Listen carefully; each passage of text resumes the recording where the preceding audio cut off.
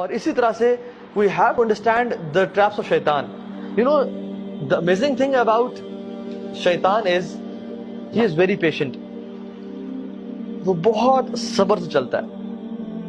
آہستہ آہستہ آہستہ آہستہ آہستہ آپ کو لیتا جاتا ہے، حتیٰ کہ آپ وہ ایکشن ہم لوگ کر دیتے ہیں۔ شروع میں نہیں کہے گا کہ کسی کے پاس شیطان رکھے، نہیں کہے کہ بات سنو نماز نہ پڑھو، بات سنو زنا کرو، کبھی نہیں کہے گا۔ کیا بولے گا کہ ٹھیک ہے نماز پڑھ لو، اچھی بات ہے، بہت لازمی پڑھنی ہے، نماز نہیں چھوڑ سکتے ہو، لیکن ابھی تو 3 گھنٹے پڑھے نماز سے قضا ہونے میں، ابھی تو تم یہ گیم کھیل لو یا اس دوست سے فون میں بات کر لو، وہ جو تمہارا کام ہے پریزنٹیشن بنانی ہے وہ کر لو، باتیں پڑھ لینا، ٹائم ہے ابھی۔ اور آپ کام کرنا شروع کرتے ہیں اور گھنٹے بعد آپ کو یاد آتا ہے کہ نماز رہتی ہے، پھر آتا ہے کہ نماز پڑھو گے، تم چھوڑنے کا تو سوال نہیں پیدا ہوتا، لیکن پہلے یہ کام کر لو، پہلے اس دوست سے کال کر لو، یا پہلے یہ چیز کر لو، تمہارا ہوم ورک رہتا ہے یا تمہارا یہ پروجیکٹ رہتا ہے، اس پہ تھوڑا کام کر لو، اور آرام سے فری ہو کے دل کی تسلی کے ساتھ فوکس ہو کے نماز پڑھنا۔ تو آپ کو اس نے کیا کہا کہ پرائورٹی تمہاری یہ ہے، جب فری ہو جاؤ گے پھر نماز پڑھ لینا، اور آپ اس میں انوالو ہوئے حتیٰ کہ 2 گھنٹے گزر گئے اور آپ کو اچانک سے یاد ہے کہ اوہ نماز چلی گئی، اور پھر آتا ہے کہ آپ کیا قضا پڑھو گے تم، اور اب عصر کی نماز کا ٹائم ہو گیا ہے، تم نے فجر بھی چھوڑ دی، ظہر بھی چھوڑ دی، اب تم عصر کے سامنے اللہ کے سامنے کھڑے ہو گئے، اب کل سے 5 وقت کی نماز پڑھنی ہے، اور پھر آپ کہتے ہیں ہاں میں کل سے 5 وقت کی نماز پڑھوں گا، اور یہ کل کبھی نہیں آتا، حتیٰ کہ انسان کورٹ میں چلا جاتا ہے۔ یہ میں اپنا پرسنل ایکسپیرینس بتا رہا ہوں آپ کو۔ میں جب یونیورسٹی میں تھا، when I was not practicing، یہ تو میرا حلیہ بالکل بھی نہیں تھا، اور ہم لوگ برائی میں تھے، تو میں یہ چیز میں سمجھتا تھا کہ نماز بڑی امپورٹنٹ ہے، لیکن ہوتا کیا تھا کہ چلو ابھی ٹائم ہے، پڑھ لیتے ہیں پڑھتے ہیں، اور کرتے کرتے ایک نماز چھوٹی، 2 چھوٹی، اب کل سے پوری پڑھیں گے، باقی بھی چھوڑ دی ساری، اور کل اگلے دن صبح اٹھے ہی 8 بجے، او فجر گئی، اور جب فجر گئی تو پھر اب کل سے 5 وقت کی پڑھیں گے۔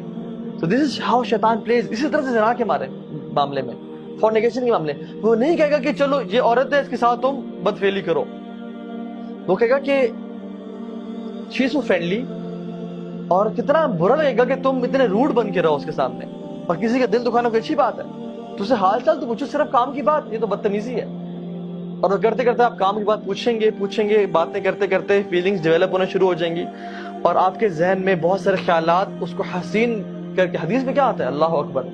اللہ کے نے فرمایا کہ شیطان نامحرم کو تمہارے ذہنوں میں حسین کر کے پیش کرتا ہے، وہ اتنی خوبصورت ہوتی نہیں ہے جتنی وہ خوبصورت کر کے تمہارے سامنے پیش کرتا ہے، حتیٰ کہ انسان فینٹیسائز کر رہا ہوتا ہے کہ یار سبحان اللہ کیا بہترین نیچر ہے اس کی، کیا خوبصورت ہے یہ، کیا اچھی عورت ہے، یہ اتنی ہوتی نہیں ہے، تو شیطان اس کے بارے میں وہ کر رہا ہوتا ہے، حتیٰ کہ آپ کے دل میں اس کے لیے پیار محبت ڈیولپ ہو جاتا ہے، and you die to meet her. اور جب آپ میٹنگ کرنے جاتے ہیں تو آپ کو نہیں کہتے، تم نے تو یہ چیز ذہن میں نہیں ہوتی کہ تم نے اس کے ساتھ برا گناہ کرنا ہے، بس ہوتا ہے کہ we'll just meet, I'll just see her, I'll maybe propose her or something، لیکن what happens is ہمارے پاس کاؤنسلنگ میں لڑکے آتے ہیں اور کہتے ہیں کہ ہاں بھائی ہمارا ارادہ بھی نہیں تھا، لیکن حالات ایسے بنتے چلے گئے کہ ہم سے یہ گناہ ہو گیا، اور اب کیا کریں، کیا اللہ معاف کرے گا؟ اور پھر آتا ہے اور کہتا ہے کہ اب تم نے اتنا بڑا گناہ کر لیا، اب تم اسے چھوڑ دو گے، یا تمہیں اللہ تعالیٰ معافی نہیں کرے گا، تم کس طرح رب کے سامنے معافی مانگو گے؟ تم نے تو یہ پرومس کیا تھا کہ میں یہ گناہ نہیں کروں گا۔ تو اللہ سے بھی نا امید کرتا ہے۔ آدم علیہ السلام سے اس نے یہ گناہ کروایا نا، لیکن توبہ کروانا، کیونکہ فرسٹ ایکسپیرینس تھا اس کا آدم کے ساتھ علیہ السلام،